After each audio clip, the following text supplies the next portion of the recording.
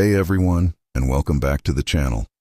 Today, we're turning back the clock to a World Cup that redefined football history, Switzerland, 1954.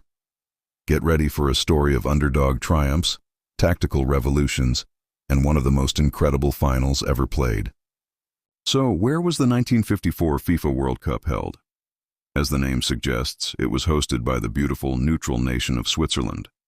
This was a significant choice, as the world was still recovering and rebuilding. FIFA itself was celebrating its 50th anniversary, and what better place to host than its own headquarters? 16 teams from across the globe made their way to the heart of Europe, ready to battle for the coveted Jules Rimet trophy. The qualification process was fascinating.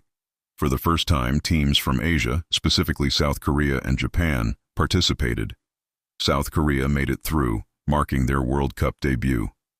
Other debutants included Turkey and the formidable West Germany, a team that would soon make headlines. Reigning champions Uruguay were there, as was the seemingly unstoppable Hungarian Golden Team, the mighty Magyars. Brazil, Italy, England, and France were all present, setting the stage for a truly global showdown. The tournament format was, well, a bit unusual. The 16 teams were divided into 4 groups of 4. However, each group had 2 seeded teams and 2 unseeded teams. The seeded teams would only play the unseeded teams, and vice versa. So, you wouldn't play everyone in your group. If teams were tied on points for second place, they would have a playoff match. It was a unique system that led to some very interesting scenarios. Group 1 featured Brazil, Yugoslavia, France, and Mexico. Brazil, with stars like Didi and Djalma Santos, topped the group after a 5-0 thrashing of Mexico and a hard-fought 1-1 draw with Yugoslavia. Yugoslavia secured the second spot, sending France and Mexico home early. Now Group 2 is where the drama really began. It featured the tournament favorites, Hungary, alongside West Germany, Turkey, and South Korea.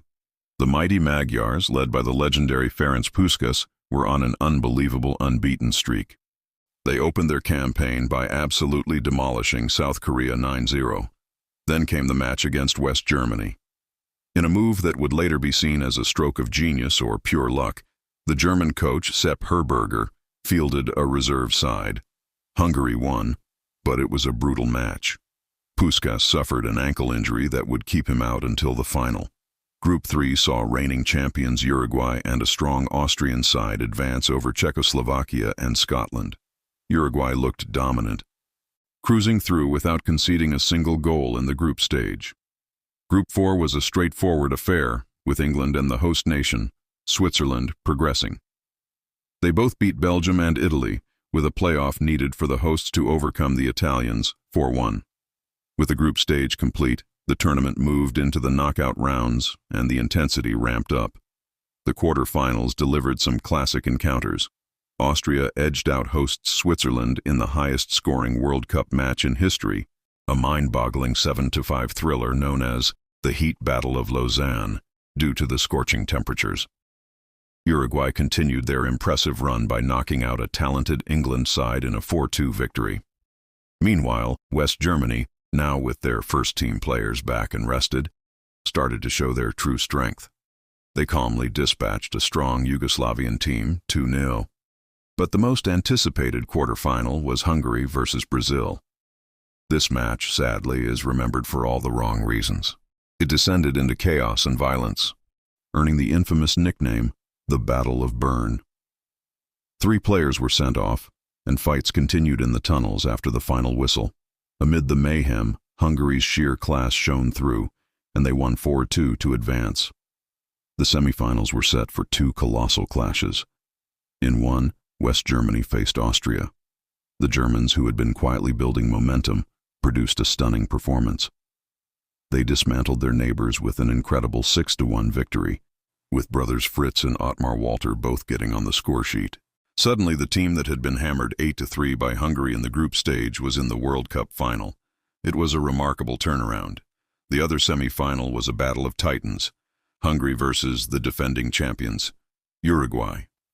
This match is widely regarded as one of the greatest games in World Cup history. It was an end-to-end epic. Hungary took a 2-0 lead, but Uruguay, showing the heart of a champion, fought back to level the score at 2-2, sending the game into extra time. This was the first time Uruguay had ever conceded a goal in a World Cup match against a European team, other than in a final. But in extra time, it was the Hungarian striker Sándor Kocsis who became the hero, scoring 2 headers to seal a 4-2 victory. The mighty Magyars were through to the final, but they had been pushed to their absolute limit. And so, we arrive at the final on July 4th, 1954, at the Wankdorf Stadium in Bern. It was the unbeatable Hungary against the resilient West Germany, a rematch of that 8-3 group stage game. Hungary even had their captain, Ferenc Puskás, back in the lineup, though he was clearly not fully fit. The stage was set for a Hungarian coronation. The match started exactly as everyone predicted. Within just 6 minutes, Puskás scored. 2 minutes later, Zoltán Csibor made it 2-0.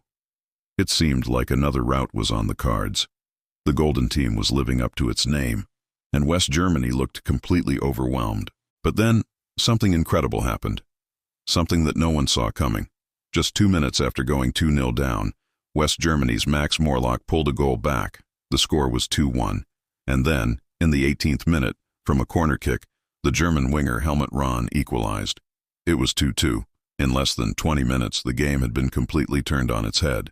The Hungarians were stunned. The Germans were energized. The rest of the match was a tense, back-and-forth affair. Hungary threw everything they had at the German goal, hitting the post and the crossbar. The German goalkeeper, Toni Turek, made a series of sensational saves. It felt like destiny was intervening. Then, with just 6 minutes left on the clock, the moment that would define German football for generations arrived. The ball fell to Helmut Rahn outside the penalty area. He cut inside, shifted the ball to his weaker left foot, and unleashed a low, powerful shot into the bottom corner of the net. Goal. West Germany were leading 3-2. The stadium erupted. There was still time for more drama. Just before the final whistle, Puskás scored what he thought was the equalizer, but the linesman controversially ruled it offside. The final whistle blew. The unthinkable had happened. West Germany, the massive underdogs, had beaten the invincible mighty Magyars. The victory was dubbed the Miracle of Bern. It was more than just a football match for West Germany. It gave a nation struggling to rebuild its identity and spirit a massive sense of pride and hope. For Hungary, it was a national tragedy, the end of their golden era. They would never reach such heights again. The 1954 World Cup was a tournament of incredible goals, tactical innovations, and unforgettable drama. It gave us the highest scoring game ever, the infamous Battle of Bern, and one of the greatest upsets in all of sports history. The Miracle of Bern remains a testament to the fact that in football, anything is possible. What a story. I hope you enjoyed that deep dive into the 1954 World Cup. Which moment from this tournament do you find most fascinating? Let me know down in the comments. Thanks so much for watching, and if you enjoyed this trip down memory lane, don't forget to hit that like button and subscribe for more football history.